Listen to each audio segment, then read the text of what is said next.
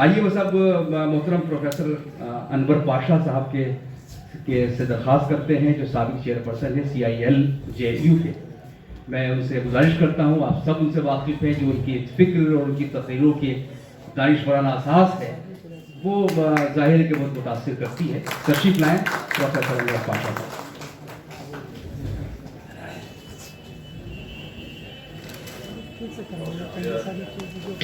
Doctor Moin Shadab साहब,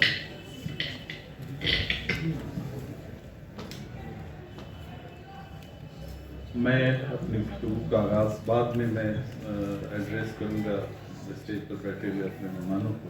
गुफ्तगू का आगाज़ इकबाल के एक शेर से करना चाहता हूँ और वो नज़र करना चाहता हूँ अपने दोस्त और छोटे भाई प्रोफेसर कौसर नज़री साहब। इकबाल का शेर है, आईने जवां मर्दां हक गोई व बेबाकी, आईने जवां मर्दां हक गोई व बेबाकी, अल्लाह के शेरों को आती नहीं रुबाही। जनाब सदर प्रोफेसर खालिद महमूद साहब, जिन्होंने कई नस्लों की ज़हनी आबियारी की जामिया मिल्लिया इस्लामिया में, और आज के इस जलसे के मेहमान खुसूसी हम सबों के दोस्त, हम सबों के भाई, एक अच्छे स्कॉलर, एक अच्छे लिंग्विस्ट। शायद बहुत कम लोगों को मालूम होगा कि आप कम से कम दर्जन भर ज़बानें जानते हैं। आप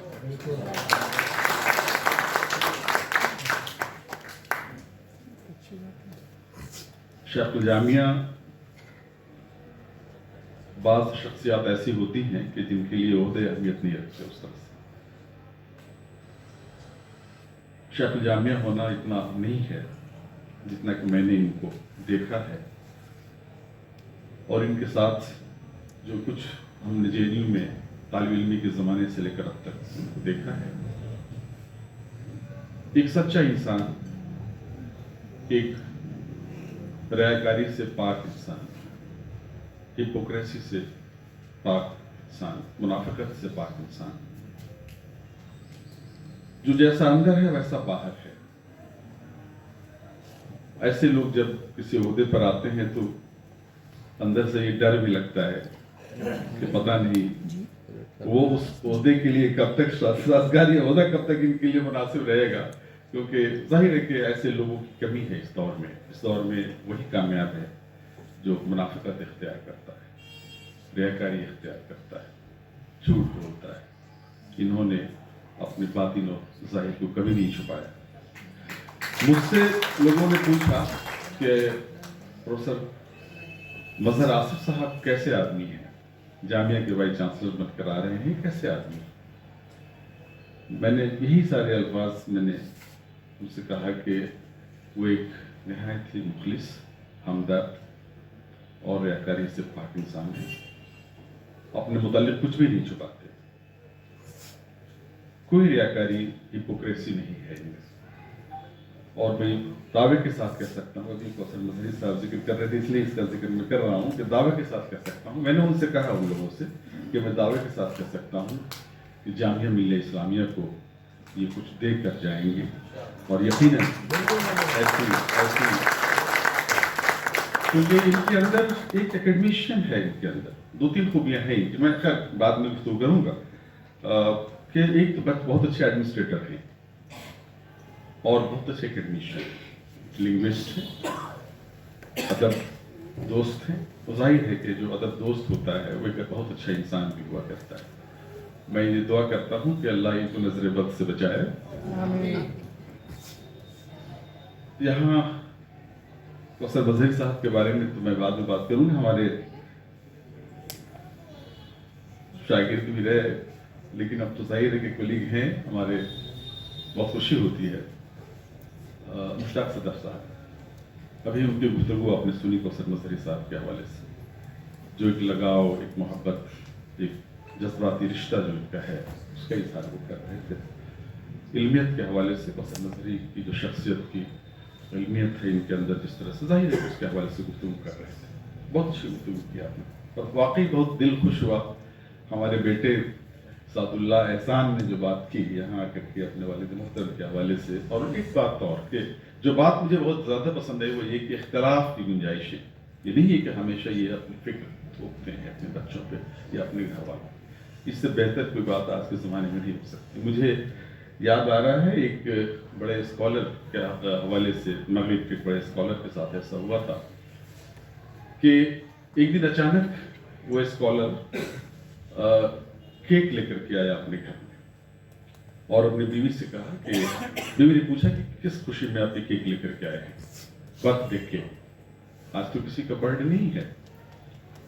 تو شخص نے کہا کہ نہیں، آج ہی میرا بیٹا پیدا ہوا ہے. میں نے کہا اس کی عمر تو 12-13 سال کی ہے، 12-13 سال پہلے وہ پیدا ہوا، آپ کہہ رہے ہیں کہ آج ہی پیدا ہوا.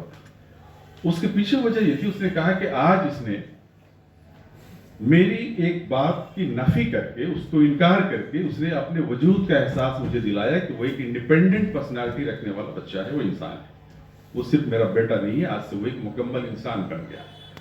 یعنی اختلاف کرنا یہ بہت اچھی بات ہے. جمہوریت میں اختلاف کی ظاہر ہے کہ جتنی ضرورت ہے ہم سبھی جانتے ہیں. کوثر مظہری صاحب کو میں ایک عرصے سے جانتا ہوں اور میرے چھوٹے بھائی کی طرح ہیں، بہت ہی عزیز ہیں، دوست ہیں. لیکن جو خوبیاں ان کے اندر ہیں وہ ان خوبیوں کے حوالے سے میں ان کو بہت عزیز رکھتا ہوں اور میری نظر میں ان کی بڑی اہمیت ہے. میں ان سے متاثر رہتا ہوں ہمیشہ. اور اقبال کو شعر میں جو باتیں کہی گئی ہیں، جن تصورات کا اظہار اس میں ہے، وہ بالکل اس کے ایک مجسم، وہ اس شعر کو اگر آپ ان کے حوالے سے اس کی تشریح کریں تو کوثر مظہری صاحب کو دیکھ لیں. نہایت سنجیدہ ریسرچر اسکالر، بالکل ڈیڈیکیٹڈ ایک محقق کے طور پر ہی کام کرتے ہیں، ایک مشن کے طور پر کام کرتے ہیں. انہیں اپنی کتاب مکمل کرنی تھی، انہوں نے چھٹی لے لی. کلاسز کے جھنجھٹ ہوتے ہیں، ظاہر ہے کہ اس کے بعد وقت نکال پانا بہت مشکل ہوتا ہے. چھٹی لے لی انہوں نے، تقریباً 1 سال کی چھٹی تھی. اس کے بعد وہ کتاب منظر عام پہ آئی. کام اس طرح سے ہوتا ہے، روی میں تحقیق کا کام نہیں ہو سکتا. تحقیق ایک سنجیدہ ریاضت چاہتی ہے، اس کے بغیر آپ ایک بہتر تحقیقی کوئی نمونہ پیش نہیں کر سکتے. تخلیقات کے طور پہ بھی ان کی جو شناخت ہے ہم سب واقف ہیں. محقق کے طور پر جو ان کی شناخت ہے،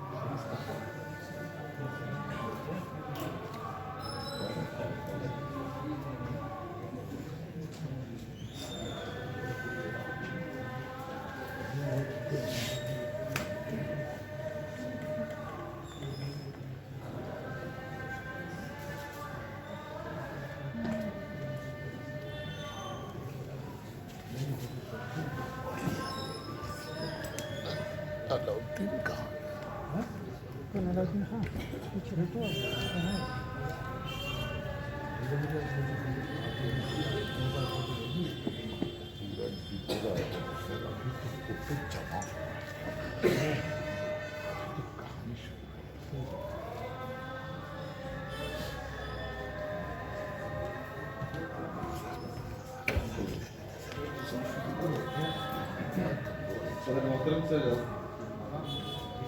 صدر محترم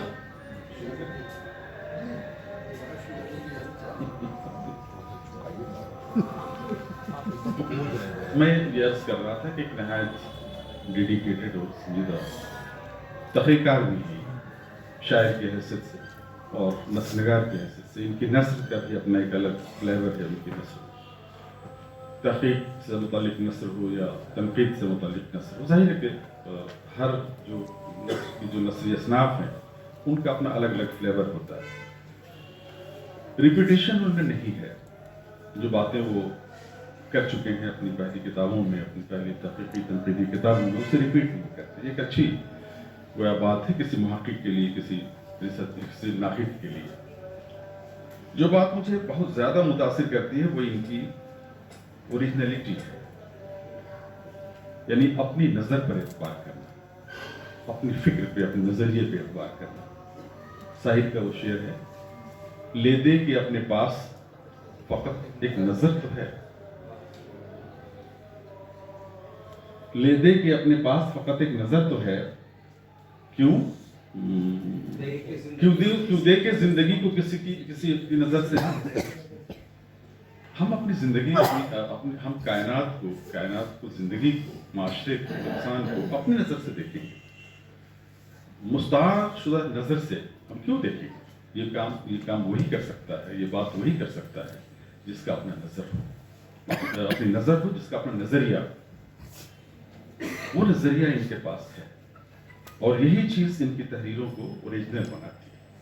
آپ کو ایسا نہیں لگتا کہ ہم نے اس سے قبل اس طرح کی چیزوں کو پڑھ لیا ہے, اس طرح کی فکر ہم پہلے بھی اس سے واقف رہے ہیں.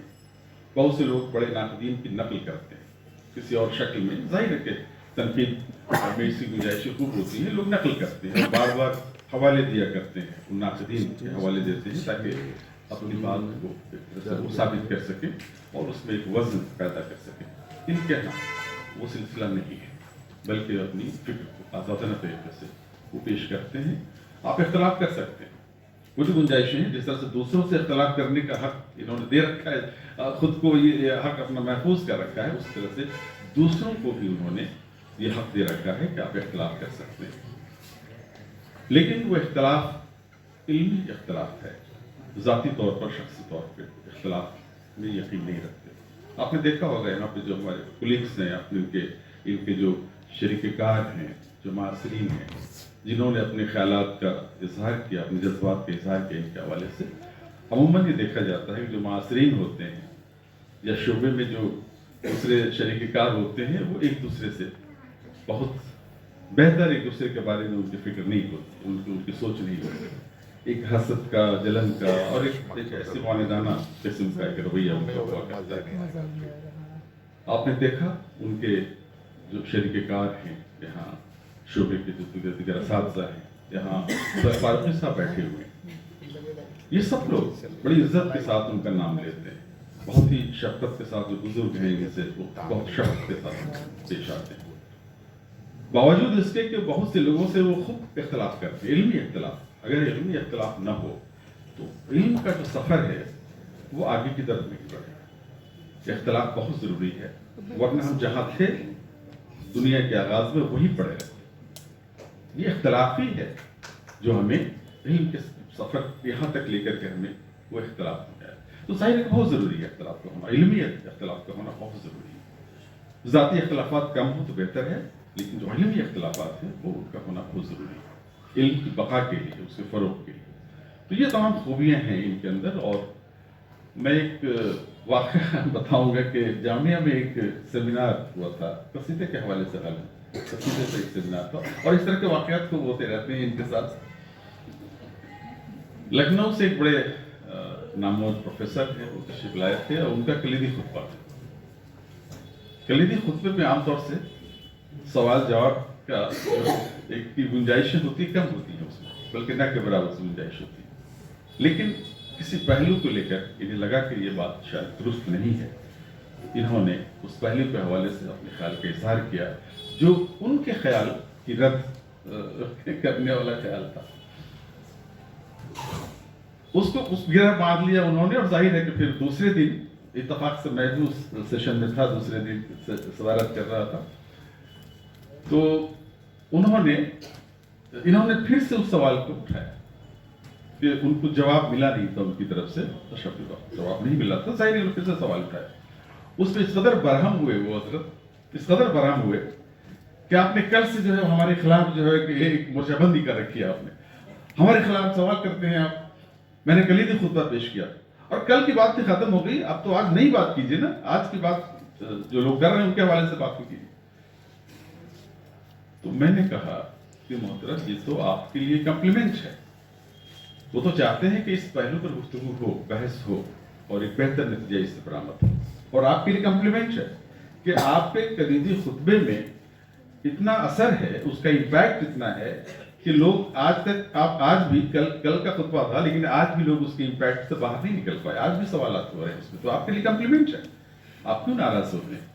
तो बहरहाल ये कौसर मजहरी साहब किसी को खातिर में नहीं लाते और ये चीज़ मुझे बहुत पसंद आती है। खुद ज़ाती तौर पर मैं इसका बड़ा कायल हूँ कि किसी से मरहूम आप अगर हो जाते हैं तो फिर आप एक तरह से आपके अंदर आज़ादाना फिक्र जो है वो कभी परवरिश नहीं पा सकते। मरहूम होते हैं, मरहूमियत जाहिर है कि वो आपको एक तरह से आपके कद को मुख्तसर कर देती है। मरहूम होने की कोई ज़रूरत नहीं। हमें आज़ादाना, अच्छा ये कौन कर सकता है? जिसकी फिक्र आज़ाद, जो आज़ादाना तरीके से सोचने की सलाहियत रखता है, जो सवाल कर सकता है। सवाल कौन कर सकता है? जिसका मुताला है, इल्म है जिसके पास, वही सवाल कर सकता है। जाहिर है कि ये सिफत सबके अंदर, हर कस नाकस के अंदर नहीं हो सकती। ये तमाम खूबियाँ हैं कौसर मजहरी साहब के अंदर। वक्त ज़्यादा हो चुका है। एक आखिर में मैं चाहता हूँ कि सिर्फ इतना कहूँ कि इस वक्त जो लोग बहुत फ़ाल हैं इल्मी एतबार से, तदरीस के मैदान में, तनकीद नगारी के मैदान में, तहकीक के मैदान में, शायरी के मैदान में, तख्लीक के मैदान में, नावल के हवाले से बातें हुई, शायरी के हवाले से, उन तमाम लोगों में एक मुनफरिद इनकी हैसियत है। इन्हीं सब खूबियों की वजह से, रिपीटेशन नहीं है, मरहूबियत नहीं है, ये सारी चीज़ें जो है मिलकर है। और एक हमारे जो सेक्रेटरी हैं गालिब अकेडमी के, उनको मुबारकबाद पेश करना चाहूँगा कि वो बार बार कौसर मजहरी साहब को अपने प्रोग्राम में बुलाया करें, क्योंकि इस हॉल को मैंने एक अरसे के बाद इस कदर भरा हुआ देखा है।